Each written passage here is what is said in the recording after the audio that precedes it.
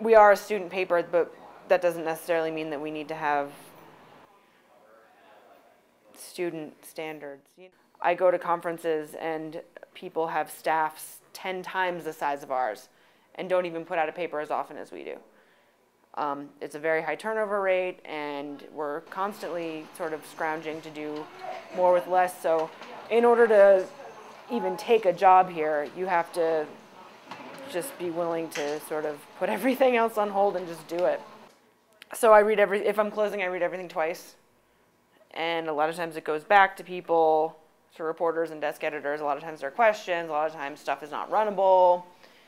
So it's really just getting the content up to par. And often the stories become very repetitive like that, right? Like everyone's saying the same thing, and there's like not actually saying anything because they're just saying what you would think people would say. Like, we need to improve retention rates. And then the quote is, we need to improve retention rates. And then, Regent Jack Fortner agreed that retention rates are important. And then he says, retention rates are important. I mean, you'd be amazed at how many people will just throw up whatever their one source or two sources tell them. Oftentimes a media rep who's paid to skew everything, right? Just throw it up onto the page and turn it in as if that's acceptable. It's not ever acceptable. You need to do your own research. I mean, what are we doing here? We're seeking truth. And if you don't want to do that, then you have no business here.